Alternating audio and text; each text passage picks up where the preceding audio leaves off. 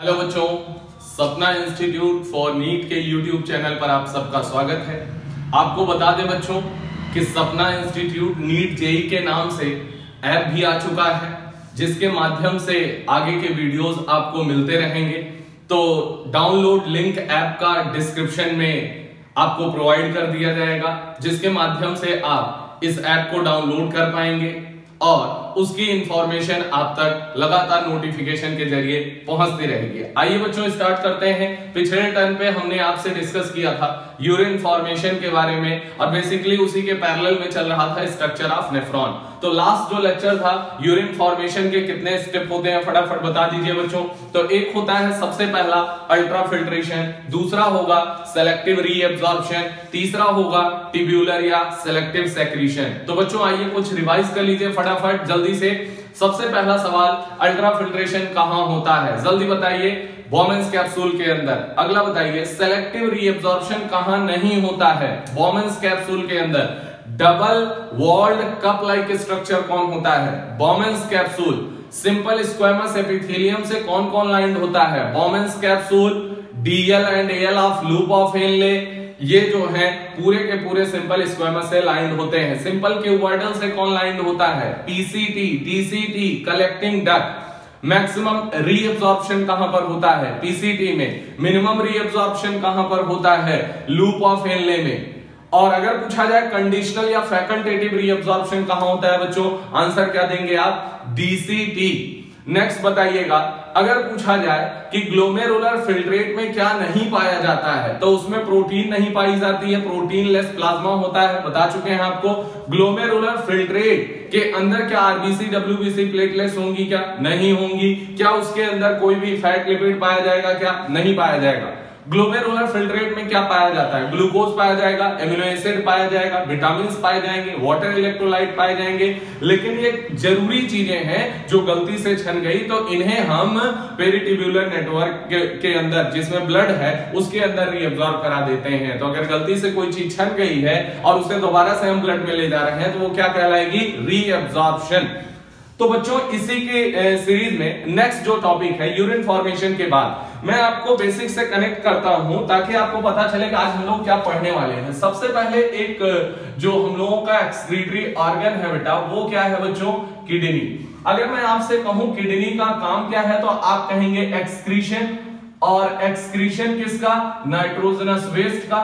और हम आपसे कहेंगे एक्सक्रीशन के साथ साथ ही किडनी का काम होता है ऑस्मो रेगुलेशन। क्या काम होता है बच्चों, ऑस्मो रेगुलेशन। अब बात यह है कि ऑस्मो रेगुलेशन में रेगुलेशन तो हो रहा है, लेकिन किसका हो रहा है, ऑस्मो। ऑस्मो का मतलब होता है ऑस्मोलैरिटी। और ऑस्मोलैरिटी की अगर बात करें, किसकी ऑस्मोलैरिटी की बात कर रहे हैं बेटा, osmolarity of body fluid, osmolarity of body fluids. या फिर किसकी ऑस्मोलैरिटी की बात कर रहे हैं, बेसिकली ब्लड की ऑस्मोलैरिटी की बात कर रहे हैं, आर ब्लड। तो किडनी काम आ रही है एक्सक्रीशन प्लस ऑस्मो रेगुलेशन में। हम एक्सक्रीशन किसका कर रही है, ये नाइट्रोजनस वेस्ट का। नाइट्रोजनस वेस्ट बच्चों ह्यूमन के अंदर क्या है, यूरिया। लेकिन एक दूसरा इसका काम जो नजर आ रहा है वो है ऑस्मो रेगुलेशन। और ऑस्मो रेगुलेशन का मतलब है osmolarity of body fluid or blood. ठीक है, हमारे पास ब्लड की ऑस्मोलैरिटी क्या है और उसे हम कैसे रेगुलेट करते हैं। तो ऑस्मोलैरिटी का मतलब होता है बच्चों गाढ़ापन। क्या बोलेंगे, गाढ़ापन। ऑस्मोलैरिटी का मतलब गाढ़ापन, या फिर बोल दीजिए कंसंट्रेशन। क्या बोल दीजिए, कंसंट्रेशन।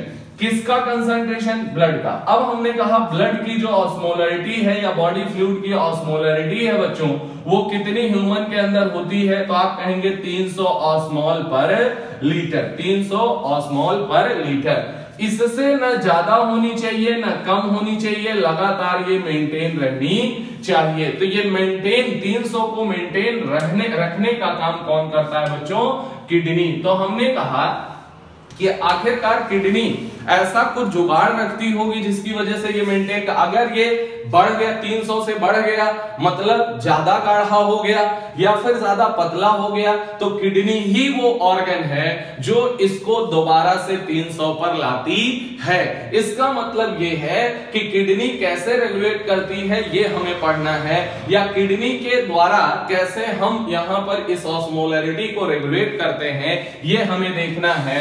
तो यहां पर किडनी का रेगुलेशन मतलब रेगुलेशन ऑफ किडनी फंक्शन, अगली जो हेडिंग आ रही है बच्चों, regulation of kidney functions. Okay, और ये जो रेगुलेशन है किडनी फंक्शंस का बच्चों वो कैसा होगा और रेगुलेशन कौन करेगा, तो यहां पर आता है सबसे पहले यहां पर जो हम लोग पढ़ेंगे हार्मोनल कंट्रोल। क्या पढ़ेंगे? Hormonal control. तो आज की जो हेडिंग है हम लोगों की basically regulation of kidney function NCERT के अंदर, और उसे हम नाम दे रहे हैं हार्मोनल कंट्रोल। कौन कौन से हार्मोन है जो रेगुलेट करते हैं, तो यहां पर हार्मोनल कंट्रोल का मतलब क्या है, हार्मोन्स आएंगे ही आएंगे। तो बच्चों देखिएगा यहां पर कौन कौन से हार्मोन्स आते हैं। सबसे पहला हार्मोन जो आता है बहुत कॉमन है, जो आपने सुना भी है, एडीएच या फिर वैसोप्रेसिन। एडीएच या फिर वैसोप्रेसिन पहला, इसके बारे में डिटेल पढ़ेंगे कि कैसे ये किडनी के फंक्शन को रेगुलेट करता है। दूसरे नंबर पे आप पढ़ते आ रहे हैं एल्डोस्टेरोन। एल्डोस्टेरोन हार्मोन के बारे में आप पढ़ते आ रहे हैं। नेक्स्ट तीसरा आ रहा है बच्चों यहां पर रेनिन। क्या पढ़ेंगे? रेनिन, लेकिन स्पेलिंग से सावधान रहिएगा, RENIN। डबल एन वाला कहां आएगा? डाइजेस्टिव सिस्टम में एंजाइम की तरह काम करेगा ये रेनिन हार्मोन, और ये ऑपरेट करता है बच्चों एक mechanism that is called the रास मैकेनिज्म, जो आज हम लोग डिस्कस करने वाले हैं। नेक्स्ट चौथा पॉइंट जो आता है बच्चों, चौथा हार्मोन जो आएगा वो आएगा ANF। ANF का फुल फॉर्म क्या है बच्चों? Atrial नाइट्रियूरेटिक factor. इन चारों के बारे में हम बात करेंगे, कहां से रिलीज होते हैं और क्या काम करते हैं और किस तरीके से किडनी का फंक्शन रेगुलेट करते हैं। लेकिन उसके पहले अगर बात की जाए बेटा, तो आपको ये बात मालूम होनी चाहिए कि अगर हमें ऑस्मोलैरिटी को 300 पे रखना है तो हमारी बॉडी के अंदर अगर 300 से ज्यादा या कम, मतलब यहां पर यदि यहां condition I if change in, if any change in blood volume या फिर बॉडी फ्लूइड ऑस्मोलैरिटी, तो इसे कौन चेक करेगा, कौन समझेगा और कौन यहां एक्टिवेट होगा? तो इसके लिए प्रेजेंट होते हैं बच्चों ऑस्मो रिसेप्टर्स। क्या बोलते हैं? Osmo receptors. इसका मतलब ये जो ऑस्मो रिसेप्टर्स हैं ये if any change in blood volume और body fluid osmolarity then they activate. ये क्या हो जाते हैं? एक्टिवेट हो जाते हैं। दे मतलब ऑस्मो रिसेप्टर्स जो हैं वो एक्टिवेट हो जाते हैं, और ऑस्मो रिसेप्टर्स एक्टिवेट होके ये बताते, अच्छा अगर मान लीजिए एनी चेंज के अंदर मतलब क्या है, चाहे घट जाए ब्लड की ऑस्मोलैरिटी या बॉडी फ्लूइड की ऑस्मोलैरिटी या ब्लड वॉल्यूम, या फिर बढ़ जाए। अगर एक्सेसिव लॉस ऑफ वाटर हो जाए तो भी ब्लड वॉल्यूम घट जाएगा। अगर कोई person drinks a lot of water तो भी यहां पर ब्लड वॉल्यूम बढ़ जाएगा। तो आप बताओ, चाहे घट जाए चाहे बढ़ जाए, मतलब ब्लड के, अगर मान लीजिए एज अ ह्यूमन अगर एक पर्सन कोई है वो बेटा आता है और 1 लीटर पानी इकट्ठे पी लेता है, तो आप बताओ उसके ब्लड में वो वाटर जाएगा तो इसकी ऑस्मोलैरिटी को 300 से कम कर देगा, तो फटाफट यहां पर रेगुलेशन करके 300 पे लाना पड़ेगा। लेकिन अगर मान लीजिए कोई ह्यूमन है जिसकी बॉडी से एक्सेसिव लॉस ऑफ वाटर हो गया, बहुत देर से उसने पानी नहीं पिया है, स्वेटिंग भी खूब हो रही है जबरदस्त तरीके से, तो आप बताओ उसके ब्लड में पानी की क्या हो जाएगी, कमी हो जाएगी, मतलब वो गाढ़ा हो जाएगा, मतलब 500-600 तक पहुंच सकता है। तो आप बताओ दोनों कंडीशन में, तो इसका मतलब जो अलार्म देने वाले हैं वो कौन है, ऑस्मोरिसेप्टर। और ऑस्मोरिसेप्टर किसे कहते हैं, ऑस्मोलैरिटी में होने वाले किसी भी बदलाव को तुरंत पहचानने, जानने या रिकॉग्नाइज करने वाले जो रिसेप्टर हैं उन्हें हम बोलते हैं ऑस्मोरिसेप्टर। तो ये ऑस्मोरिसेप्टर कब एक्टिवेट होंगे, जब हमारी बॉडी फ्लूइड के वॉल्यूम में, चाहे हमारे ब्लड के वॉल्यूम में या उसकी ऑस्मोलैरिटी में यदि कोई भी चेंज आता है, या तो वो ज्यादा गाढ़ा हो जाए, क्यों, ताकि क्योंकि बहुत सारा पानी लॉस हो गया है अगर किसी के अंदर से, और या तो वो बहुत पतला हो जाए, मतलब बहुत सारा पानी इंटर कर गया है उसकी बॉडी में। तो दोनों कंडीशन में ऑस्मोरिसेप्टर्स जो है वो एक्टिवेट हो जाते हैं, और एक्टिवेट होके ये क्या क्या काम करते हैं और किस तरीके से रेगुलेशन करते हैं जिससे ऑस्मोलैरिटी मेंटेन हो जाती है, तो that is called the hormonal control. तो वो ऑस्मोरिसेप्टर्स जो हैं वो एक्टिवेट कर देते हैं अलग अलग पार्ट को, और एक्टिवेट करने के लिए यहां पर सबसे पहले ऑस्मोरिसेप्टर्स की जो स्टिमुलस को पाए हैं, जो चेंज की वजह से ये एक्टिव हुए हैं, उसकी वजह से सबसे पहले ये हार्मोनल कंट्रोल शो कराते हैं। तो आइए यहीं पर देखते हैं कि हार्मोनल कंट्रोल में हार्मोन्स, और हार्मोन्स जो है वो एडीएच वैसोप्रेसिन। आइए सबसे पहले तो नाम आपको पता हो, एडीएच वैसोप्रेसिन, एल्डोस्टेरोन, रेनिन और एएनएफ। एएनएफ का जो फुल फॉर्म है बच्चों यहां पर एट्रीनैट्रीयूरेटिक फैक्टर, एट्रीनैट्रीयूरेटिक फैक्टर यहां पर बोलते हैं एट्रियल, या एट्रियल बोल सकते हैं, एट्रियल नाइट्रीयूरेटिक फैक्टर, इसे बोलेंगे एएनएफ। ठीक है, यहां एडीएच का फुल फॉर्म क्या होगा आप सब जानते हैं, पहले भी पढ़ चुके हैं, एंटी डाईयूरेटिक हार्मोन। चलिए आइए बात करते हैं एक एक करके। सबसे पहले लेते हैं एडीएच। तो हम लोगों का बेसिक आज टॉपिक है हार्मोनल कंट्रोल और regulation of kidney function.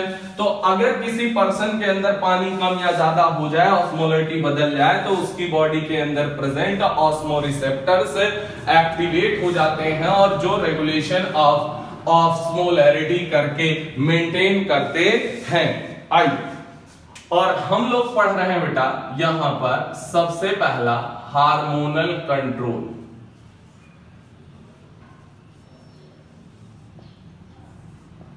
Hormonal control में जो पहला है वो है एडीएच। एक एक बात पढ़ेंगे। एडीएच बोले तो एंटी डाईयूरेटिक हार्मोन, और इसे ही एक नाम और देते हैं बच्चों, वैसोप्रेसिन। आइए, दोनों नाम से आप क्या मतलब निकाल सकते हैं वो आप देखेगा। यहां पर सबसे पहले एक वर्ड आया है डाईयूरेटिक। तो डाईयूरेटिक का मतलब क्या होता है वो आप बता सकते हैं, डाईयूरेसिस। क्या बोलते हैं, diuresis, loss of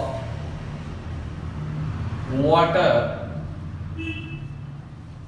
through urine, ये है डाईयूरेसिस। ऐसे कुछ सबस्टांस हैं जो ये काम कराते हैं, मतलब यूरिन से पानी का लॉस कराते हैं। तो ऐसे सबस्टांसेस को डाईयूरेटिक सब्सटेंसेस कहा जाता है, जैसे चाय, जैसे कॉफी, जैसे बियर या दारू। तो चाय, कॉफी और दारू जो है, अगर आपने बेसिकली ये फील भी किया होगा कि अगर आप चाय पीते हैं तो जस्ट जो है आपको मिक्चुरेशन के लिए जाना पड़ता है 2-5 मिनट के अंदर, या कॉफी पीते हैं तो भी मिक्चुरेशन के लिए जाना पड़ता है, क्योंकि यूरिन के थ्रू वाटर लॉस। वो डाईयूरेटिक सबस्टेंस क्या करेंगे बताओ, ये जो डाईयूरेटिक सबस्टेंस है बेटा, ये डाईयूरेसिस को बढ़ाएंगे, और बढ़ाने का मतलब loss of water from urine, ये क्या करेंगे, बढ़ाएंगे, मतलब बार बार मिक्चुरेशन होगा। तो ऐसा अल्कोहल के अंदर भी होता है। तो चाहे यहां पर आप टी हो, या फिर कॉफी हो या फिर बियर हो या अल्कोहल हो, ये तीनों जो है लगातार मिक्सचुरेशन रेट को क्या करते हैं, बढ़ाते हैं, मतलब यूरिन के थ्रू वाटर लॉस को क्या करते हैं, बढ़ाते हैं। तो पहला टर्म हमें समझ में आया डाईयूरेसिस, मतलब यूरिन के थ्रू पानी का जाना, बाहर जाना। और डाईयूरेट ऐसा कराने वाले सब्सटेंस जो स्पेसिफिक होते हैं वो चाय, कॉफी और दारू। लेकिन अगर आप देखें तो बच्चों यहाँ पर डाईयूरेसिस तो समझ आ गया, लेकिन ये हार्मोन जो है वो एंटी है। वो क्या है, एंटी, मतलब डाईयूरेसिस के एंटी है। तो आप बताओ डाईयूरेसिस के एंटी होने का मतलब क्या है, कि प्रिवेंट डाईयूरेसिस होगा या नहीं होगा, बिल्कुल होगा। तो हम यहां पर लिखेंगे कि प्रिवेंट डाईयूरेसिस, ये क्या करेगा, डाईयूरेसिस को रोकेगा। अगर डाईयूरेसिस को रोकेगा बच्चों तो आप बताओ प्रिवेंट लॉस ऑफ वाटर, यहां पर prevent loss of water through urine, ये लॉस ऑफ वाटर को यूरिन से जाने से रोकेगा। इसके बाद अगर यूरिन में नहीं जाने देगा तो वो वाटर कहां आएगा, ब्लड में आएगा। तो आप बताओ यहां पर, अच्छा यूरिन में नहीं जाएगा तो यूरिन का वॉल्यूम क्या होगा, कम होगा। यहां पर इसकी वजह से यूरिन का वॉल्यूम क्या हो जाएगा बच्चों, कम हो जाएगा, डिक्रीज द यूरिन वॉल्यूम। अच्छा यूरिन का वॉल्यूम जब कम हो जाएगा तो आप बताओ वो पानी जो इसने नहीं जाने दिया यूरिन में उसको कहां खींच के ले आएगा, रीअब्सॉर्ब करा के ब्लड में या पेरिट्यूबुलर नेटवर्क वाले ब्लड में डाल देगा। तो आप बताओ बच्चों इसकी वजह से यहां पर ब्लड का वॉल्यूम क्या होगा, बता सकते हैं आप, यहां पर ब्लड का वॉल्यूम क्या होगा, बढ़ेगा। देखो कनेक्ट करोगे तभी आएगा। यहां हार्मोनल कंट्रोल हम पढ़ रहे हैं, किडनी कैसे ऑस्मोरेगुलेशन करती है, और उसमें ये है हार्मोनल कंट्रोल और ये है पहला हार्मोन। बहुत आसान है, याद नहीं करना है आपको। एडीएच का मतलब एंटी डायूरेटिक हार्मोन या वैसोप्रेसिन। डाईयूरेटिक आया है तो हम एक वर्ड टर्म पढ़ ले रहे हैं, diuresis, loss of water through urine. ऐसा सब्सटेंस है जो ये काम कराते हैं, यूरिन के थ्रू वाटर लॉस कराते हैं, डाईयूरेटिक सब्सटेंस कहते हैं। अब जब वहां से पता चल गया डाईयूरेसिस, तो ये तो एंटी डाईयूरेटिक है, मतलब डाईयूरेसिस को रोकेगा, और डाईयूरेसिस रोकेगा तो मैंने पहला काम इसका क्या लिख दिया है, अपने आप याद करने की जरूरत ही नहीं है, प्रिवेंट डाईयूरेसिस, खत्म। अगर अब डाईयूरेसिस क्या होती थी, डाईयूरेसिस में loss of water through urine होता था। अब अगर डाईयूरेसिस को प्रिवेंट करेगा तो इसको भी प्रिवेंट करेगा। और अगर यूरिन में वाटर का अमाउंट कम हो जाएगा तो यूरिन का वॉल्यूम क्या हो जाएगा बच्चों, कम हो जाएगा। यूरिन का वॉल्यूम कम हो गया, याद नहीं करना है आपको, कंसेप्ट है। यूरिन का वॉल्यूम जब कम हो गया तो वो पानी जो इसने नहीं जाने दिया यूरिन में उसको खींच के कहां रीअब्सॉर्ब करा लिया, ब्लड के अंदर। तो ब्लड का वॉल्यूम क्या होगा बच्चों, बढ़ जाएगा।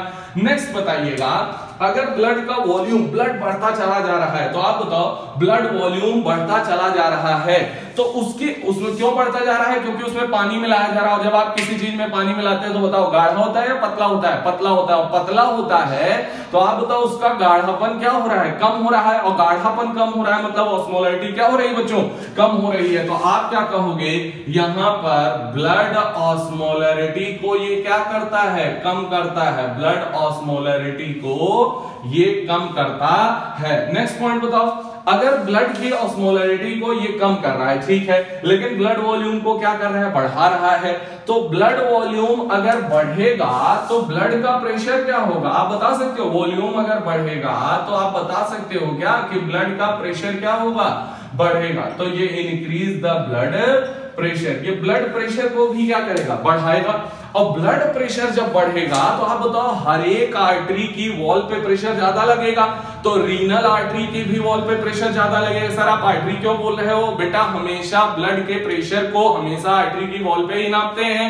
रीजन इसको हम डिस्कस करेंगे सर्कुलेशन में, लेकिन बेसिकली समझ लो कि आर्टरी की वॉल पर लगाया गया ब्लड के द्वारा प्रेशर ही ब्लड प्रेशर कहलाता है। तो आप बताओ जो किडनी को आर्टरी आ रही है लेके ब्लड, वो कौन सी है, रीनल आर्टरी। रीनल आर्टरी की वॉल में प्रेशर क्या हो गया, गया है ज्यादा बिल्कुल। और रीनल आर्टरी की एक ब्रांच है, कौन सी, आर्ट्रियोल में बदल गई है। आर्ट्रियोल में भी क्या होगा, प्रेशर ज्यादा होगा, और वही तो अफरेंट आर्ट्रियोल है। तो बच्चों आप बताओ, अगर अफरेंट आर्ट्रियोल से बहुत तेज ब्लड ज्यादा प्रेशर से आएगा तो ग्लोमेरुलस में भी प्रेशर ज्यादा लगेगा। तो आप बताओ छनेगा भी तो ज्यादा, जब प्रेशर ज्यादा लगेगा तो छनेगा भी तो ज्यादा, और अगर छनेगा ज्यादा तो ग्लोमेरुलर फिल्ट्रेशन की रेट क्या हो जाएगी, बढ़ जाएगी। तो याद रखिएगा यहां पर मोस्ट इंपॉर्टेंट बात है बच्चों कि ये जो ब्लड प्रेशर बढ़ा है ये सब जगह बढ़ेगा, रीनल आर्टरी, आर्ट्रियोल और अफरेंट आर्ट्रियोल में भी बढ़ेगा, ग्लोमेरुलस में बढ़ेगा। ज्यादा प्रेशर तो ज्यादा अल्ट्रा फिल्ट्रेशन, और ज्यादा अल्ट्रा फिल्ट्रेशन तो आप बताओ 1 मिनट के अंदर ही बहुत सारा अमाउंट 125 ml पर मिनट से ज्यादा हो जाएगा। इसका मतलब जीएफआर क्या हो जाएगा बच्चों, यहां पर बढ़ जाएगा, जीएफआर क्या हो जाएगा, बढ़ जाएगा। तो आप बताओ एडीएच जीएफआर को क्या करेगा, बढ़ाएगा, ब्लड प्रेशर को क्या करेगा, बढ़ाएगा, ब्लड वॉल्यूम को क्या करेगा, बढ़ाएगा, यूरिन वॉल्यूम को कम करेगा, और ब्लड ऑस्मोलरिटी को क्या करेगा, कम करेगा। तो आप बताओ यहां पर ये सारे के सारे काम किसके हो गए बेटा, एडीएच। केवल एक नाम को हमने पकड़ा, एक टर्म को मैंने पढ़ाया, और ये हार्मोनल रेगुलेशन में ये काम अपने आप आ गया। ये बहुत इंपॉर्टेंट है। एडीएच जीएफआर को डायरेक्ट सवाल अगर आ जाए, जीएफआर को क्या करता है, तो क्या करता है, बढ़ाता है। कैसे कनेक्ट कर जाएंगे आप। नेक्स्ट आइए, इसका नाम है बच्चों यहां पर वैसोप्रेसिन। क्या बोलेंगे, वैसोप्रेसिन। तो वैसोप्रेसिन का मतलब क्या है कि ये कॉन्स्ट्रिक्शन, प्रेशर का मतलब क्या है, ये वैसो का मतलब क्या है, ब्लड वेसल। तो यहां पर ये क्या करता है कि blood vessel constriction, blood vessel, vaso बोले तो blood vessel constriction, blood vessel constriction. और आप बताएं अगर कॉन्स्ट्रिक्शन करा रहा है किसका, ब्लड वेसल का, मतलब कॉन्स्ट्रिक्शन या कॉन्स्ट्रिक्टरी इफेक्ट दे रहा, मतलब ये क्या कर रहा है, आर्टरी को या ब्लड वेसल को क्या कर रहा है, ये कॉन्ट्रैक्ट कर रहा है, कॉन्स्ट्रिक्ट कर रहा है, दबा रहा है। तो इसकी वजह से बच्चों आप बताओ ब्लड वेसल्स का कॉन्स्ट्रिक्शन हो रहा है, तो रिजल्टेंट तो आपको फिर वही मिल जाएगा क्या, कि ब्लड का प्रेशर जो है, ब्लड प्रेशर जो है वो क्या हो जाएगा, बढ़ जाएगा। तो आप बताओ ब्लड वॉल्यूम बढ़ाओगे तो भी ब्लड का प्रेशर बढ़ जाएगा, और अगर कॉन्स्ट्रिक्टिव इफेक्ट ऑफ द एडीएच अगर ब्लड वेसल पे होगा तो भी ब्लड प्रेशर बढ़ जाता है। तो आप बताओ पहला काम क्या हो गया, एडीएच का नाम समझ में आ गया। पहला काम डायूरेसिस को रोकेगा, लॉस ऑफ वाटर को कम करेगा, यूरिन वॉल्यूम को घटाएगा, ब्लड वॉल्यूम को कम बढ़ाएगा, और ब्लड ऑस्मोलरिटी को घटाएगा, और यहाँ ब्लड प्रेशर को बढ़ाएगा, और जीएफआर को बढ़ाएगा, और यहाँ ब्लड वेसल्स के ऊपर कंस्ट्रिक्टिव इफेक्ट होगा भाई। तो इसकी वजह से आठवां काम हो क्या हो गया, कंस्ट्रिक्शन ऑफ ब्लड वेसल। तो आप बताओ फिर जीएफआर को ये क्या करेगा, बढ़ाएगा। मतलब जब जीएफआर कम हो तो जीएफआर को बढ़ाने के लिए ये भी काम कर सकता है भाई, एडीएच भी काम कर सकता है। मतलब ओवरऑल जीएफआर को ये बढ़ाता है, क्या करता है, जीएफआर को बढ़ाता। अब सवाल ये कि आखिरकार एडीएच जो है वो कहां से आता है। एडीएच क्या है, हार्मोन है। एडीएच क्या है बच्चों, हार्मोन है। और हार्मोन जो है कहां से रिलीज होता है, कैसे रिलीज होता है, देखिएगा यहां पर हाइपोथैलेमस, क्या बोलेंगे, हाइपोथैलेमस। और अगर हाइपोथैलेमस है तो आप बताओ हाइपोथैलेमस यहां पर ये मैसेज भेजता है किसे, यहीं पर सिंथेसाइज होता है कौन, ADH. Hypothalamus synthesize ADH, synthesize ADH. बनाता कौन है एडीएच को, हाइपोथैलेमस बनाता है एडीएच को, ठीक है।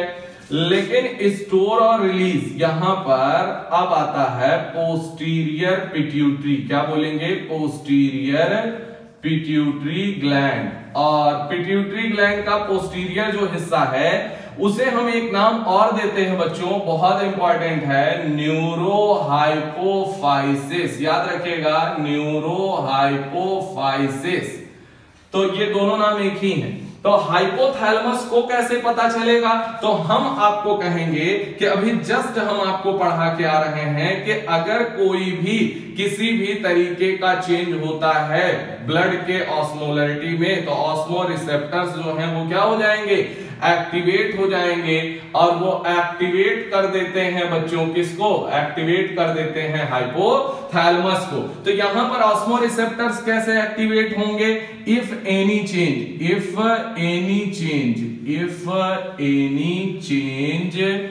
इन ब्लड वॉल्यूम या फिर बॉडी फ्लूइड वॉल्यूम या फिर और ऑस्मोलैरिटी। तो आप बताओ, अब सीक्वेंस बन गया होगा कि एडीएच को कब बताया जाएगा, कब ये काम करना है, ये सब जब भी आएगा तो करेगा तो ये, लेकिन कैसे आएगा, तो अगर कोई चेंज ब्लड की या बॉडी फ्लूइड की ऑस्मोलैरिटी में होता है बच्चों, तो ऑस्मोरिसेप्टर्स एक्टिवेट हो जाते हैं और वो एक्टिवेट होकर हाइपोथैलेमस को मैसेज भेजते हैं, मतलब जो कि सिंथेसाइज करता है क्या, एडीएच। ये बहुत इंपॉर्टेंट सवाल कई बार पूछा भी गया है। तो एडीएच को बनाता कौन है, हाइपोथैलेमस। लेकिन store and release of ADH कौन करता है, आप बता सकते हैं, store and release of ADH. तो यहां पर store and release of ADH ये कौन करेगा भाई, store and release of ADH कौन, पोस्टीरियर पिट्यूटरी ग्लैंड या फिर न्यूरोहाइपोफाइसिस। तो यहां से स्टोर भी यहीं बनेगा यहां और आ जाएगा, यहां पर स्टोर होगा और यहीं से एडीएच क्या होगा, रिलीज होगा। तो आप बताओ, यहां पर जब एडीएच निकलेगा तो एडीएच कहां काम करता है, आप तो जानते हैं। अब एडीएच का काम बताओ क्या है, फटाफट जल्दी। एडीएच का काम है बेटा, यहां पर कहां से रिलीज होगा ये आपको पता चल गया, न्यूरोहाइपोफाइसिस से या पोस्टीरियर पिट्यूटरी ग्लैंड से। बनेगा कहां पर, हाइपोथैलेमस से। और कब ये आएगा पता चल गया। अब एडीएच का बेसिकली काम हम लोगों ने पढ़ा था रीअब्जॉर्प्शन वाले में। तो आप बताओ, सॉल्ट और वाटर का रीअब्जॉर्प्शन कराएगा क्या, नहीं, आप गलत है। सॉल्ट का बिल्कुल भी कोई रीअब्जॉर्प्शन ये नहीं कराता है, सिर्फ और सिर्फ वाटर का रीअब्जॉर्प्शन। बहुत बार गलती होती है बेटा। तो यहां पर रीअब्जॉर्प्शन ऑफ, यहां पर आएगा रीअब्जॉर्प्शन किसका, रीअब्जॉर्प्शन ऑफ ओनली वाटर। कहां से, फ्रॉम डिस्टल पार्ट ऑफ, ध्यान सुनना, distal part of renal tubules, distal part of renal tubules. अब यहां पर distal part of renal tubules का मतलब क्या है, मैंने डीसीटी नहीं लिखा है, डिस्टल मतलब दूर का, रीनल ट्यूब्यूल्स का मतलब नेफ्रॉन। तो नेफ्रॉन के दूर के हिस्से में ये काम करता है, तो इसे ही हम बोल देते हैं, एक तो बेटा कहां पर, डीसीटी, और दूसरा कहां पर, यहां आएगा कलेक्टिंग डक्ट, डीसीटी और कलेक्टिंग डक्ट। और डीसीटी में भी कहां पर, डिस्टल पार्ट पे, डीसीटी के डिस्टल पार्ट पे। तो रीनल ट्यूब्यूल के डिस्टल पार्ट पे मतलब दूर, नेफ्रॉन के दूर के पार्ट पे। दूर का पार्ट कौन कौन सा है, डीसीटी और कलेक्टिंग डक्ट। और नेफ्रॉन का पार्ट कलेक्टिंग डक्ट नहीं होता, लेकिन एक नेफ्रॉन के लिए कंसीडरेशन तो करोगे ना, क्योंकि वहीं ओपन जाके ओपन होती है। तो आप बताओ, डीसीटी और कलेक्टिंग डक्ट। तो डीसीटी और कलेक्टिंग डक्ट जो है वो डिस्टल पार्ट ऑफ नेफ्रॉन है, सही बात है। और डीसीटी के किस हिस्से पे, डिस्टल पार्ट पे। कहां वर्क करेगा ये तो समझ में आ गया, कहां वर्क करेगा ये आ गया।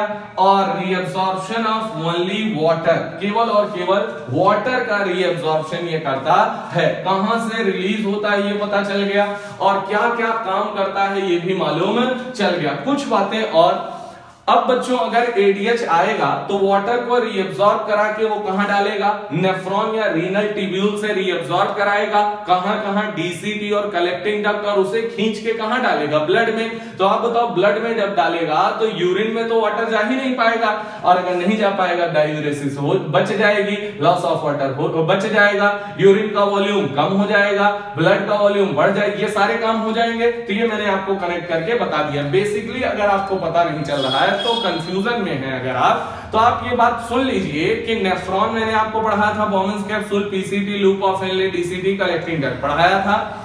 उसमें मैंने ये बताया था जो इफरेंट आर्टरियोल है बेटा, वहां पर वो लपेट लेता है डीसीटी को, लूप ऑफ हेनले के पास आता है और पीसीटी को। क्यों आता है, रीजन मैंने बताया था कि जो जरूरी चीजें हैं वो यूरिन का पार्ट ना बन जाए, इसके लिए हम ग्लोमेरुलर फिल्ट्रेट से 99% को रीअब्सॉर्ब कर लेते हैं। वाटर हो, इलेक्ट्रोलाइट हो, न्यूट्रिएंट हो, सबको हम खींच के ब्लड में, जो कि पेरिट्यूबुलर नेटवर्क या कैपिलरी के अंदर बह रहा है, उसके अंदर लगातार डालते रहते हैं। That process is called as selective reabsorption. इसको मैंने बताया था। तो वहीं पर ये वाटर को, ये डीसीटी और कलेक्टिंग डक्ट पे बेसिकली आके वाटर को ब्लड में मिलाता है और उससे आप कनेक्ट कर जाएंगे, तो रटने की जरूरत नहीं है। अब आइए, ADH is suppressed bye, ADH कब नहीं आएगा, ये भी आपको एक सवाल आता है, तो बताइए ADH is suppressed bye, ADH suppressed bye, बता सकते हैं क्या? बहुत अच्छा सवाल बनता है बच्चों। एडीएच सप्रेस्ड बाय, बताइए सबसे पहला आप बताओ, अगर डाई चाय काफी दारू आ जाए तो क्या ये आ पाएंगे? क्या नहीं, क्योंकि एडीएच के जानी दुश्मन कौन है? चाय, काफी और दारू। तो एडीएच इज सप्रेस्ड बाय, एक तो टी और किसके द्वारा?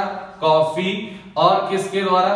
बियर। तो ये सब के सब क्या है? जानी दुश्मन है। ये सब के सब क्या है? जानी दुश्मन है। मतलब इनके आने पे जब ये आ जाएंगे चाय, काफी और दारू, तो एडीएच नहीं आएगा। तभी तो जब एडीएच नहीं आएगा, यहां पर एडीएच सप्रेस्ड बाय, मतलब एडीएच कब नहीं आएगा? एडीएच नहीं आएगा, एडीएच नहीं आएगा। सप्रेस्ड बाय का मतलब नहीं आएगा।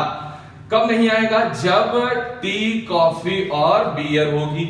इसके अलावा बताओ, एक पर्सन है जो आया, पूरा एक बाल्टी उठा के पूरा पानी पी लिया, एक बाल्टी पानी पी लिया, तो अब उसके ब्लड के अंदर पानी बहुत ज्यादा हो गया। तो if someone drinks a lot of water, तो if someone drinks a lot of water, someone drinks a lot of water, एक पर्सन बहुत सारा पानी आके अगर पी लेता है तब नहीं आता है।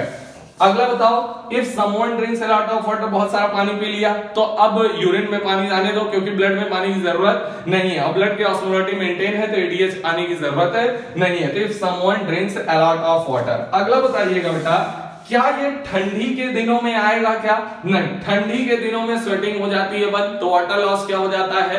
कम हो जाता है, और ब्लड की ऑस्मोलरिटी या ब्लड में पानी की कोई कमी नहीं होती है। तो यहां पर बोलेंगे सप्रेस्ड इन कब? Cold days, in cold days, cold या विंटर डेज, कोल्ड डेज या फिर इन विंटर। ये ठंडी के दिनों में भी कभी भी नहीं आता। अब चाय, काफी और दारू, और इसके अलावा someone drinks a lot of water, इसके अलावा ये ठंडी के दिनों में भी नहीं आएगा। इसके अलावा आप बताओ, अगर मान लो ब्लड की ऑस्मोलरिटी पहले से ही क्या है? कम है। ब्लड ऑस्मोलरिटी क्या है बेटा? कम। तो अगर ब्लड की ऑस्मोलरिटी, जब ब्लड की ऑस्मोलरिटी कम हो, ब्लड ऑस्मोलरिटी कम हो, सप्रेस्ड बाय, तो यहां पर कब ये सप्रेस्ड होगा? आप डायरेक्ट लिख लो, एडीएच कब सप्रेस्ड होगा, कब नहीं आएगा। ये आप कब बोलोगे? चाहे काफी दारू पे टाइम पे नहीं आएगा, अगर कोई बहुत सारा पानी पी लेता है तब भी नहीं आएगा, ठंड के दिनों में भी नहीं आएगा, और अगर जब ब्लड ऑस्मोलरिटी कम हो तब भी ये नहीं आता है, क्योंकि ये तो पानी लेके ब्लड की ऑस्मोलरिटी को खुद ही कम करता है, और अगर पहले से ही कम है तो बिल्कुल भी किसी तरीके से ये वहां पर दिखेगा नहीं। तो आप बताओ, ठंड के दिनों में क्यों नहीं आता है? क्योंकि यहां पर स्वेटिंग क्या होती है बच्चों? स्वेटिंग क्या हो जाती है? स्टॉप हो जाती है। अब आप कहेंगे सर यहां पर कब नहीं आएगा, ये तो समझ आ गया, कब आएगा? एडीएच कब आएगा, तो ये भी आप बता सकते हैं। तो एडीएच, यहां पर एक सवाल ये भी बनता है बच्चों, एडीएच कब आएगा?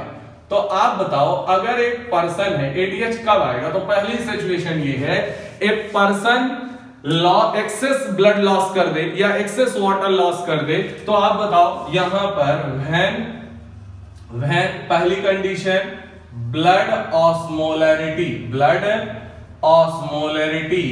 इंक्रीजेस, जब ब्लड की ऑस्मोलरिटी, ब्लड गाढ़ा हो जाए, बिल्कुल ब्लड क्या हो जाए? गाढ़ा हो जाए अंदर, और गाढ़ा ब्लड बह नहीं पाएगा, और बह नहीं पाएगा तो उसमें पानी मिलाना पड़ेगा, और पानी मिलाने के लिए फटाफट तेजी से एडीएच आएगा और वाटर का रीअब्जॉर्प्शन करा लेगा। तो याद रखिए कब आएगा? जब ब्लड का गाढ़ापन क्या होगा? बढ़ जाएगा। ठीक है। दूसरा पॉइंट ये है क्या बताओ, अगर मान लो किसी की बॉडी से बहुत सारा एक्सेस लॉस ऑफ वाटर या एक्सेस लॉस ऑफ ब्लड अगर बोल दिया जाए, तो एक्सेसिव ब्लड लॉस हो जाए अगर, तो उसका ब्लड वॉल्यूम भी तो कम हो जाएगा भाई। When excess blood loss, when excessive blood loss from body, excessive blood loss from body। तो आप बताओ, जब ये ब्लड ऑस्मोलरिटी बढ़ेगी तब तो पानी को रिएब्सॉर्ब करेगा और ब्लड को पतला करेगा, और जब यहां पर ब्लड लॉस बॉडी से हो जाएगा बहुत ज्यादा, तो ब्लड का वॉल्यूम क्या हो जाएगा, कम, और ब्लड वॉल्यूम कम हो जाएगा तो आप बताओ क्या सर्कुलेशन प्रॉपर हो पाएगा, क्या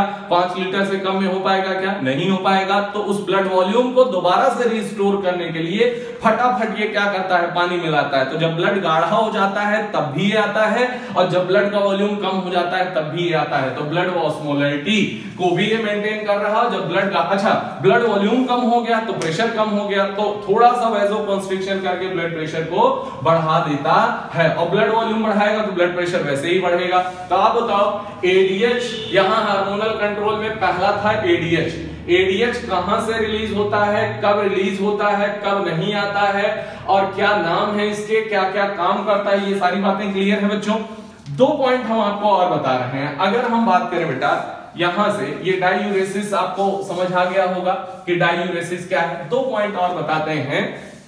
अगर मान लीजिए हाइपोसेक्रीशन हो जाए, एक कंडीशन हम आपको देते हैं और उस कंडीशन में हम आपसे कहते हैं क्या, कि मान लीजिए हाइपोसेक्रीशन ऑफ, इफ कंडीशन हाइपोसेक्रीशन, और हाइपोसेक्रीशन में हाइपो का मतलब है कम, हाइपो का मतलब है कम, हाइपो का मतलब है कम, हाइपोसेक्रीशन, हाइपो का मतलब है कम, किसका, हाइपोसेक्रीशन ऑफ एडीएच। यदि एडीएच का हाइपोसेक्रीशन हो जाए तो क्या होगा, आप बताओ, वाटर का रीएब्जॉर्प्शन जो है वो कम हो जाएगा, मतलब ब्लड के अंदर वाटर कम जाएगा।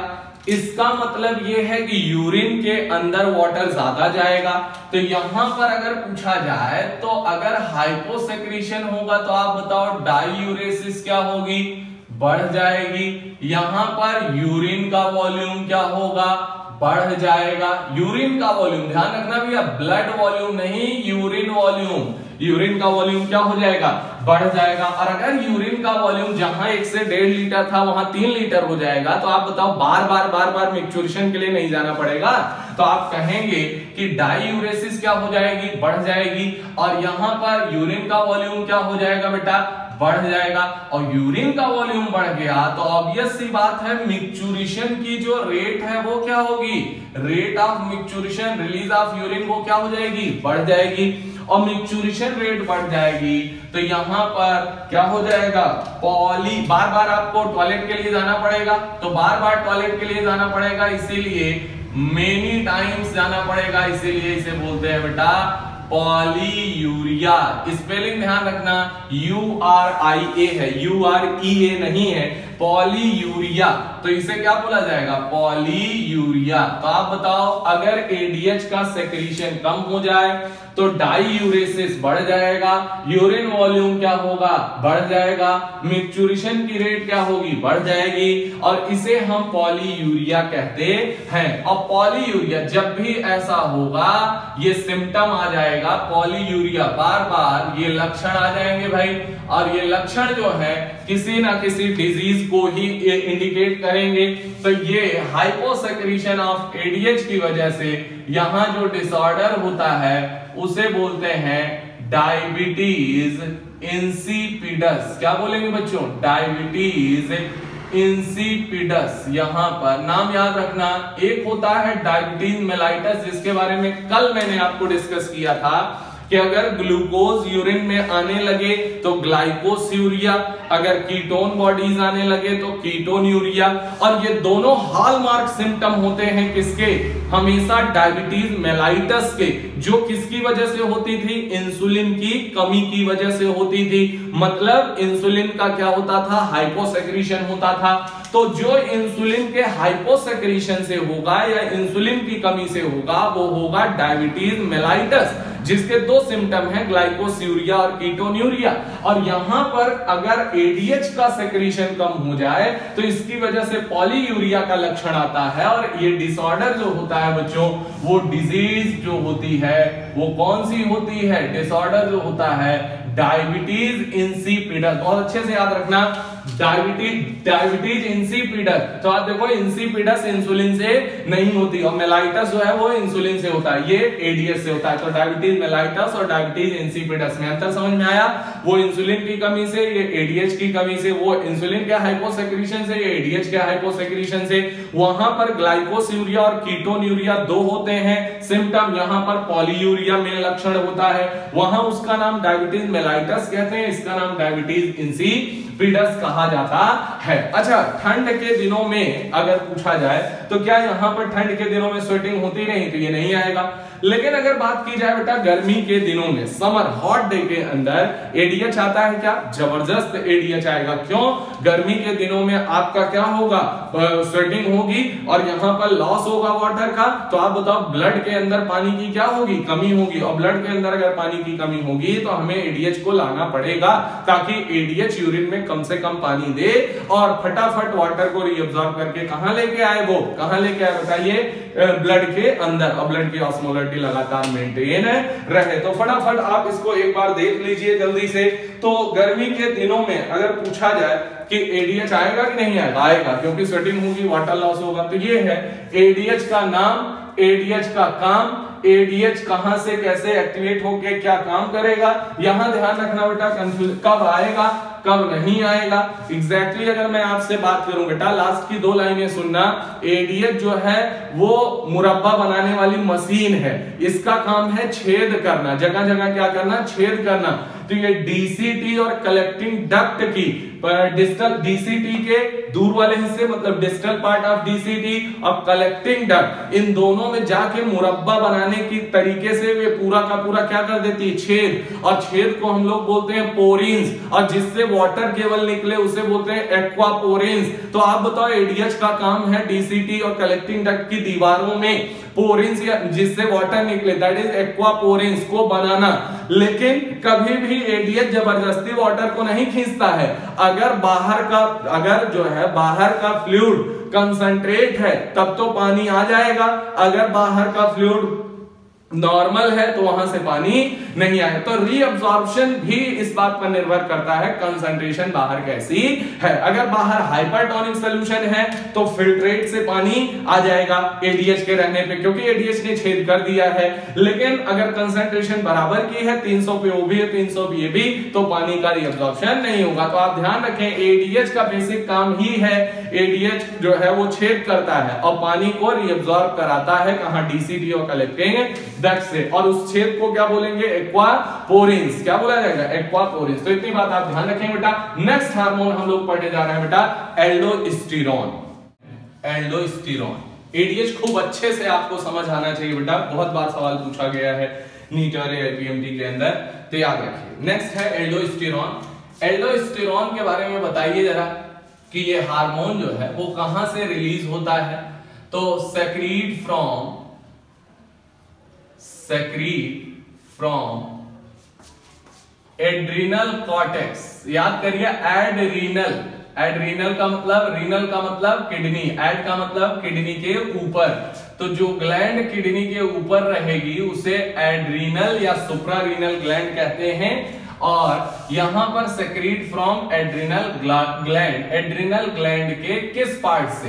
एड्रिनल कॉर्टेक्स पार्ट से। यहां पर एड्रिनल ग्लैंड के एड्रिनल कॉर्टेक्स पार्ट से, एड्रिनल कॉर्टेक्स पार्ट से रिलीज होता है। तो पहला काम क्या है? हार्मोन का नाम बताइए, एल्डोस्टेरोन। कहां से, किस ग्लैंड से रिलीज होता है? Adrenal gland. उसके अंदर दो पार्ट होते हैं, कॉर्टेक्स और मेडुला। किस हिस्से से? Adrenal cortex. तो और इसका काम सबको मालूम होगा बेटा, एल्डोस्टेरोन का जो काम है वो क्या होता है भाई? सॉल्ट का रीएब्जॉर्प्शन। लेकिन आप बताओ सॉल्ट क्या अकेले एकदम सूखा सूखा आ जाएगा? सॉल्ट के साथ थोड़ा वाटर तो आएगा, लेकिन इसका काम, अच्छा वाटर के साथ ही तो सॉल्ट को रीएब्जॉर्ब किया जाएगा, लेकिन वाटर में इसका रीएब्जॉर्प्शन का काम नहीं है। तो बताओ बच्चों, इसका काम है रीएब्जॉर्प्शन ऑफ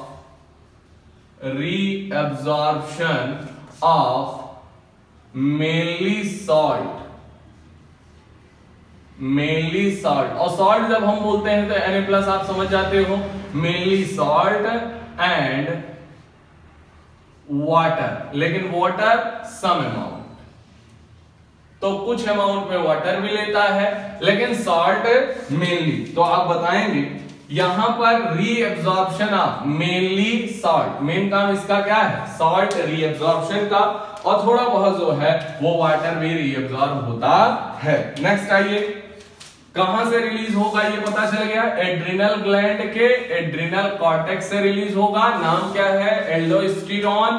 काम क्या है? Reabsorption of mainly salt Na+ और थोड़ा बहुत वाटर। कहां से? फ्रॉम, यहां पर from distal part of renal tubules, distal part of renal tubule. और आप बच्चों जानते हैं डिस्टल पार्ट मतलब दूर का part renal tubule, renal tubule मतलब नेफ्रॉन, और इसके डिस्टल पार्ट में दो लोग आते हैं, अभी आप पढ़ के आ रहे हैं, एक तो डीसीटी और दूसरा कलेक्टिंग डक्ट। डीसीटी को भी दो हिस्से में बांटते हैं, लेकिन यहां पर केवल प्रॉक्सिमल पार्ट पर ही काम करता है, तो ये मैंने पहले भी बता दिया है। तो फ्रॉम, नाम क्या है? कहां से रिलीज होता है? किस पार्ट से रिलीज होता है? काम क्या है? सॉल्ट और वाटर को रीएब्सॉर्ब करना। कहां से? डिस्टल पार्ट ऑफ नेफ्रॉन से। कौन कौन? डीसीटी और कलेक्टिंग डक्ट। और डीसीटी के किस हिस्से से? प्रॉक्सिमल पार्ट से ही केवल ये काम करता है। मोस्ट इंपॉर्टेंट वर्क जो अब बताने जा रहे हैं बेटा, ऑल्सो इंक्रीजेज एक्सक्रीशन ऑफ, क्या का? किसका? Excretion of potassium ion. ये बात मैंने आपसे सवाल के तौर पे पूछी थी लास्ट वीडियो में कि बताइए कौन सा ऐसा है जो आयन जो रीएब्जॉर्प्शन भी होता है जिसका, और एक्सक्रीशन भी होता है। तो आप बताएंगे यहां पर K+, तो K+ रीएब्जॉर्ब भी होगा और एक्सक्रीट भी होता है। तो आप बताओ एल्डोस्टेरोन जो है वो लगातार साल्ट को अगर ब्लड में फेंकेगा, तो आप बताओ साल्ट जो है उसका कंसंट्रेशन क्या होगा बेटा? बढ़ेगा, उसकी ऑस्मोलरिटी क्या होगी? बढ़ेगी। तो आप बताओ यहां पर एल्डोस्टेरोन का काम ये होता है। तो एल्डोस्टेरोन आ गया होगा एड्रिनल ग्लैंड, एड्रिनल कॉर्टेक्स से, मेनली सॉल्ट, थोड़ा बहुत वाटर। कहां से? Distal part of renal tubule. दो पार्ट होते हैं डिस्टल में, डीसीटी कलेक्टिंग डक्ट, डीसीटी के प्रॉक्सिमल पार्ट से, तो याद रखना है। और एक्सक्रीशन ऑफ पोटेशियम आयन को भी ये बढ़ाता है। अब आते हैं बेटा नेक्स्ट, तीसरा जो हार्मोन है वो बेहद इंपॉर्टेंट हार्मोन है, जिसे हम लोग क्या नाम देंगे देखिएगा, जिसका नाम है यहां पर थर्ड, और जिसका नाम है रेनिन। और रेनिन को हम लोग पढ़ने के लिए यहां पर पढ़ते हैं रेनिन, और रेनिन चलाता है रास मैकेनिज्म। क्या चलाएगा? रास मैकेनिज्म। क्या होता है रास मैकेनिज्म? सुनो, R for renin, A for angio, बहुत इंपॉर्टेंट है, angiotensinogen, A for aldosterone, S for system. तो आप क्या कहने वाले हैं? Renin, angiotensinogen, aldosterone system. तो आप बताओ बच्चों, रेनिन जो है वो कौन रिलीज करता है? किडनी। और किडनी में भी कहां से रिलीज होती हैं? जल्दी बताइए। और एंजियोटेंसिन, रेनिन है क्या बता सकते हैं आप? रेनिन है हार्मोन। रेनिन क्या है बच्चों? Rennin hormone. एंजियोटेंसिनोजेन क्या है आप बता सकते हैं? एंजियोटेंसिनोजेन जो है एक इनएक्टिव प्रोटीन, इनएक्टिव प्रोटीन, और इनएक्टिव प्रोटीन इन ब्लड, और इसे कौन रिलीज करता है ये भी जानना जरूरी है। और इसी रिलीज करता है बेटा liver, most important liver release करता है। रेनिन हार्मोन कौन देगा? किडनी। और एंजियोटेंसिनोजेन क्या है? इनएक्टिव प्रोटीन है जो ब्लड में हमेशा लीवर के द्वारा रिलीज की जाती है। नेक्स्ट आइए बच्चों, एल्डोस्टेरोन क्या है? हार्मोन। क्या है? हार्मोन। और ये हार्मोन कौन रिलीज करेगा आप बता सकते हैं? बिल्कुल, तो ये हार्मोन रिलीज करती है एड्रिनल ग्लैंड, एड्रिनल ग्लैंड से रिलीज होता है। और जहां इतने सारे लोग एक साथ कोऑर्डिनेट करके काम करें, that is called the system. System का मतलब वर्क इन कोऑर्डिनेशन। क्या कोऑर्डिनेशन है और कब काम करते हैं इसके बारे में हमें पढ़ना है। सवाल बहुत आते हैं और बहुत बार पूछा गया है, लेकिन आप इसको एक बार गौर सुनिए, बहुत सरल है, बहुत आसान है, आपको आएगा। तो नाम मैंने फुल फॉर्म पहले लिख दिया, फिर मैंने लिखा क्या? रेनिन क्या चलाता है? रास मैकेनिज्म। तो हम डायरेक्ट अब पढ़ने जा रहे हैं क्या? रास मैकेनिज्म और उसमें रेनिन का रोल। तो आप बताओ, रास में R for renin hormone release by kidney. अब सवाल ये है, मैंने आपको पढ़ाया कि आप बता सकते हैं यहां किडनी के अंदर रेनिन कहां से रिलीज होता है और कौन रिलीज करता है? तो किडनी के अंदर बेटा जस्टाग्लोमेरुलर अपरेटस, और जस्टाग्लोमेरुलर अपरेटस के अंदर आती है जस्टाग्लोमेरुलर सेल्स, और ये आती हैं in wall of afferent arteriole. याद आया आपको? तो आप बताओ, रेनिन को रिलीज कौन करेगा? Basically Jazzy sales of kidney. और जेजी सेल्स किसका पार्ट होती हैं? जेजीए का, जेजीए का। तो बड़ा कॉमन सा है जो आपने पढ़ा है। रास मैकेनिज्म में फुल फॉर्म क्या है? Renin angiotensinogen aldosterone system.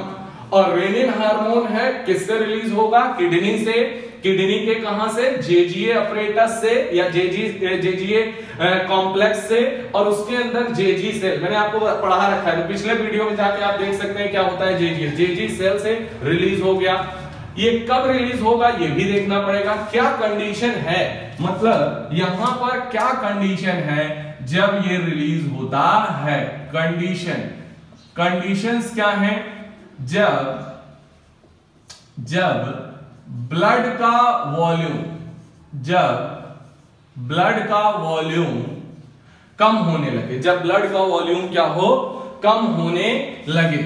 और अगर ब्लड का वॉल्यूम कम होगा बच्चों, तो ऑब्वियसली आप जानते हैं ब्लड का प्रेशर क्या होगा? कम होगा। ब्लड वॉल्यूम कम हो, ब्लड प्रेशर कम होने लगेगा।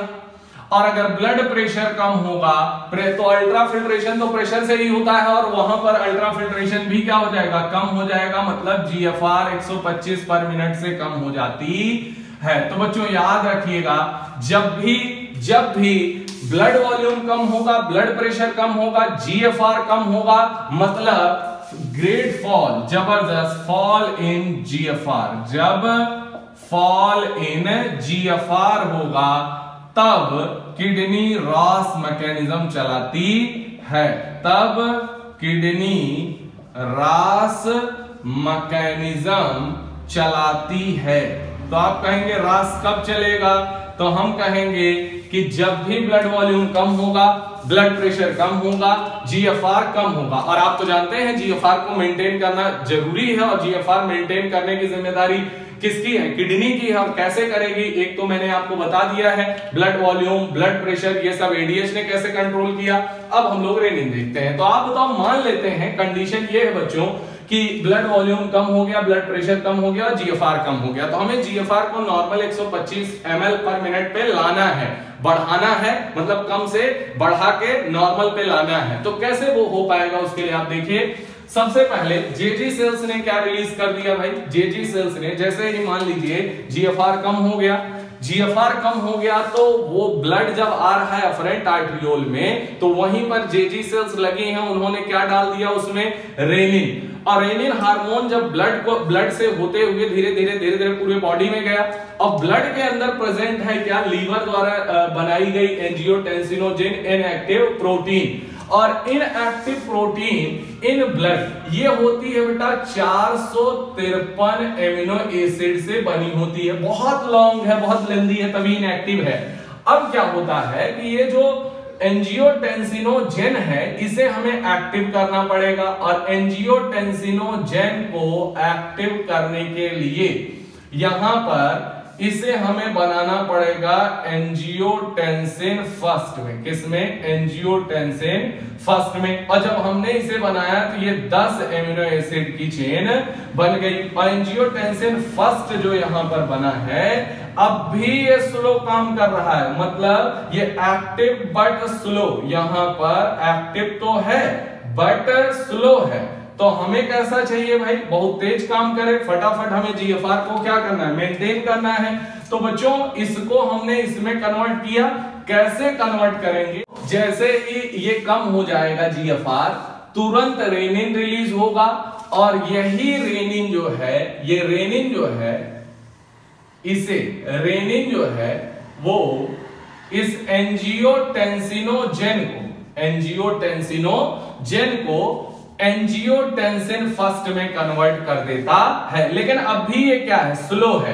तो हमें क्या चाहिए यहां पर? फास्ट। और इसके लिए हम लोग एंजियोटेंसिन सेकंड में इसे कन्वर्ट करते हैं, और यहां पर बच्चों लगाते हैं कन्वर्टिंग एंजाइम। क्या लगाते हैं? Converting enzyme. कौन देता है ये? लंग्स। आप देखो यहां पर कन्वर्टिंग एंजाइम कौन देगा? लंग्स। तो रेनिन रिलीज हुआ जेजी सेल्स के द्वारा। आप देखो ये कंडीशन आई, और इस कंडीशन में किडनी की जेजीए का जेजी सेल रेनिन रिलीज किया। रेनिन ने तुरंत ब्लड में प्रेजेंट है इन एक्टिव एंजियोटेंसिनोजेन को, जिसे लीवर ने रिलीज किया था, उसे एंजियोटेंसिन फर्स्ट में कर दिया। लेकिन ये बड़ा धीरे काम कर रहा है। हम चाहते हैं बहुत फास्ट रैपिड वर्क करे। यहां पर ये रैपिड फंक्शन कर रहा है, और ये छोटा हो गया है 8 एमिनो एसिड का। नाम है एंजियोटेंसिन सेकंड। क्या है बच्चों? Angiotensin second. अब आप बताओ, यहां से यहां आया, यहां से यहां आया, तो लंग्स ने एंजियोटेंसिन फर्स्ट को किसमें कर दिया? एंजियोटेंसिन सेकंड में। और एंजियोटेंसिनोजेन को एंजियोटेंसिन फर्स्ट में किसने किया? रेनिन ने। और एंजियोटेंसिनोजेन को किसने रिलीज किया? लीवर ने। तो बिल्कुल क्लियर। बहुत सारे सवाल पूछे जाते हैं, तो अच्छे से इसको पढ़िए बेटा। तो यहां पर जब ये हो गया, तो अब इसने क्या किया ये हमें देखना है। तो सबसे पहला काम क्या करता है एंजियोटेंसिन सेकंड? यहां पर सबसे पहला काम जो करता है बेटा वो पावरफुल वैसोकॉन्स्ट्रिक्टर है। मतलब बहुत तेजी से ये जबरदस्त तरीके से यहां पर ब्लड वेसल को कॉन्स्ट्रिक्ट कर देगा। तो इसे बोलेंगे पावरफुल वैसोकॉन्स्ट्रिक्शन। और पावरफुल वैसोकॉन्स्ट्रिक्टर होते ही क्या हो जाएगा? ब्लड प्रेशर क्या होगा बच्चों? बढ़ जाएगा। ब्लड प्रेशर क्या होगा? बढ़ जाएगा। नेक्स्ट आइए, यहां पर दूसरा काम ये क्या करता है? Activate thirst centre hypothalamus. Activate thirst centre hypothalamus. Hypothalamus को ये क्या करेगा? एक्टिवेट करेगा। और बच्चों जैसे ही एक्टिवेट करेगा, person drinks a lot of water. Person drinks a lot of water. और maximum a lot of water जब वो पी लेगा, तो इसकी वजह से ब्लड का वॉल्यूम क्या हो जाएगा बच्चों? बढ़ जाएगा। तो आप देखो ब्लड प्रेशर कम हुआ था, ये ब्लड प्रेशर बढ़ गया। ब्लड वॉल्यूम कम हुआ था, ब्लड वॉल्यूम बढ़ गया। नेक्स्ट आइए, ये क्या करता है? Increase reabsorption of water and electrolyte. Increase reabsorption of water plus electrolyte from PCT. यहां पर ये पीसीटी से ये वाटर और इलेक्ट्रोलाइट जितना हो रहा था वो तो 70 से 80% हो रहा था, और बढ़ा दिया वहां पर। तो आप बताओ इसकी वजह से भी क्या होगा? ब्लड का वॉल्यूम क्या होगा? बढ़ेगा। और यहां पर अगर एब्जॉर्प्शन होगा तो आप बताओ ब्लड का वॉल्यूम क्या होगा? बढ़ेगा। ऑब्वियस सी बात है भाई। ठीक है। नेक्स्ट एक काम होता है बेटा, ये क्या करता है कि डायरेक्टली इंड्यूस द एल्डोस्टेरोन। तो याद रखना, ये एड्रिनल ग्लैंड को जो है ये मैसेज भेजता है, और increase secretion of aldosterone. Aldosterone जब बढ़ेगा तो आप बताओ इंक्रीज सॉल्ट, और सॉल्ट बोले तो Na+ इन ब्लड, तो आप बताओ Na+ को ब्लड में बढ़ाएगा भाई। इंक्रीज सॉल्ट क्या, रीएब्जॉर्प्शन, इंक्रीज सॉल्ट रीएब्जॉर्प्शन, और यहां पर ब्लड के अंदर Na+ को क्या करेगा, बढ़ाएगा। तो आप बताओ इसकी वजह से भी क्या हो जाएगा, ब्लड प्रेशर और ब्लड वॉल्यूम क्या हो जाएगा, ब्लड प्रेशर बढ़ेगा और नमक जा रहा है और ब्लड वॉल्यूम क्या होगा, बढ़ेगा। तो आप बताओ यहां पर ये सारे काम कर देगा और लगातार ब्लड का वॉल्यूम बढ़ता जा रहा है, और अगर इसकी वजह से ब्लड वॉल्यूम, अब आप देखो एंजियोटेंसिन सेकंड का जब आप पूरा काम देख लोगे बच्चों तो नजर आ जाएगा ब्लड प्रेशर बढ़ रहा है, ब्लड वॉल्यूम बढ़ रहा है, और अगर ऐसा हो रहा है तो जीएफआर भी लगातार बढ़ता चला जा रहा है। लेकिन जीएफआर नॉर्मल पे तो रुक जाना चाहिए, लेकिन रुक नहीं रहा है, अब वो लगातार कंटिन्यूअसली इंक्रीज कर रहा है, तो इसे रोकना भी पड़ेगा। तो जब ये ब्लड लगातार पतला होता जा रहा है, क्योंकि यहाँ पर वाटर इलेक्ट्रोलाइट आ रहा है भाई, तो आप बताओ ब्लड वॉल्यूम बढ़ाने के लिए पानी तो आप खींच ही रहे हो, तो इसकी वजह से अब यहाँ पर इस मैकेनिज्म को रोकना पड़ेगा, और रोकने के लिए यहाँ पर चौथा हार्मोन आएगा बेटा, और उस हार्मोन को हम लोग बोलते हैं ANF, और ANF की बात करें तो एट्रियल नाइट्रियूरेटिक फैक्टर, एट्रियल नाइट्रियूरेटिक फैक्टर। पहला सवाल ये तो बढ़ाता जा रहा है। दूसरा, ANF जो है हमेशा रास के बाद ही आएगा, हमेशा रास के बाद ही आएगा, हमेशा रास मैकेनिज्म के बाद ही आएगा। ये सब कंसेप्ट है, याद रहेंगे तो सवाल तुरंत निकल जाएगा। हमेशा रास मैकेनिज्म के बाद आएगा, और रास के बाद आएगा मतलब हमेशा रास को रोकेगा, हमेशा रास को रोकेगा। इसका मतलब क्या, ये इनहिबिट करेगा रेनिन को, इनहिबिट रेनिन, और स्टॉप रास, और अगर ऐसा करेगा तो ये क्या करेगा, ब्लड प्रेशर को क्या करेगा, कम करेगा, ब्लड वॉल्यूम को क्या करेगा, अच्छा ब्लड प्रेशर को कम करने का एक तरीका, और ब्लड प्रेशर को ये कम करेगा ऐसे रास को रोक के, कि रास को रोक दे, और दूसरा ये पावरफुल जबरदस्त वैसोडाइलेटर होता है। तो ये क्या करेगा, यहां से आप समझ लो बच्चों कि ये हमेशा एट्रियल नाइट्रियूरेटिक फैक्टर हमेशा रास के बाद ही आएगा, हमेशा रास को रोकेगा, इनहिबिट करेगा रेनिन को, रास को रुक जाएगा, और ये है वैसोडाइलेटर। क्या है, वैसोडाइलेटर। वैसोडाइलेटर का मतलब क्या है, ब्लड प्रेशर को कम करेगा, और ब्लड प्रेशर कम होगा तो ऑब्वियस सी बात है जीएफआर नॉर्मल आने लगेगा। और कब आएगा ANF, रास के बाद, जब बीपी, बीवी और जीएफआर लगातार बढ़ता जा रहा है, मतलब कम था तो हमें बढ़ाना था, नॉर्मल आ गया, नॉर्मल के बाद भी रास चलता जा रहा है तो उसे रोकना पड़ेगा। और कहां से रिलीज होता है ANF, नाम देखो यहां एट्रियल मतलब क्या है, वो एट्रिया के अंदर, एट्रिया और वेंट्रिकल हार्ट में पाए जाएंगे भाई, तो यहां पर ये एट्रियल वॉल ऑफ हार्ट से रिलीज होता है। तो फ्रॉम ANF कहां से आएगा, from atrial wall of heart, atrial wall of heart. तो आप समझो जब रास चला तो रास ने खूब सारा पानी मिला दिया, और खूब सारा पानी मिला के ब्लड वॉल्यूम, ब्लड प्रेशर बढ़ा दिया, जीएफआर भागने लगा, और इतने जीएफआर को हमें फिर क्या लाना है, नॉर्मल। सेम उसी टाइम पे, रास के टाइम पे ही जब वो ब्लड पतला ब्लड या जो लो ऑस्मोलरिटी वाला ब्लड है वो हार्ट में गया पंपिंग के लिए, तो पतला ब्लड जब भरा जाएगा एट्रिया में, तो एट्रिया बोलेगा भाई इतना पतला ब्लड पे प्रेशर जनरेट नहीं हो रहा है तो हम पंप नहीं कर पाएंगे, इसे थोड़ा गाढ़ा करो। तो वो अपना मैसेज कैसे भेजेगा, उसी पतले ब्लड के अंदर लगातार क्या डाल देगा, ANF। ANF जैसे ऐसे ही डालेगा और वो जब सर्कुलेट होगा बच्चों तो एएनएफ जब किडनी के पास जाएगा तो वो जेजी सेल को इनएक्टिवेट कर देगा और यूरिन बंद हो जाएगा, रास बंद हो जाएगा। रास के बंद होते ही तुरंत ये, और दूसरा काम क्या करेगा, वैसोडाइलेशन का काम। तो ब्लड प्रेशर क्या हो जाएगा, कम। तो आप बताओ ब्लड वॉल्यूम, जीएफआर और ब्लड प्रेशर सबको लाके नॉर्मल कर देगा।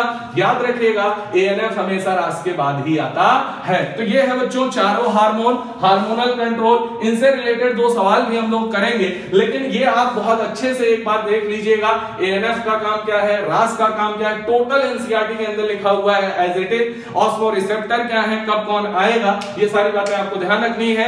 ये मत भूलिएगा, डिस्क्रिप्शन में मैं लिंक को डाउनलोड, लिंक जो ऐप का है वो मैं आप तक पहुंचा दूंगा। उसे ऐप डाउनलोड ज्यादा से ज्यादा लोगों तक शेयर करके कराइए बच्चों, ताकि आपको नोटिफिकेशन के थ्रू क्लासेज अपडेट मिलती रहे। Okay, God bless you, thank you.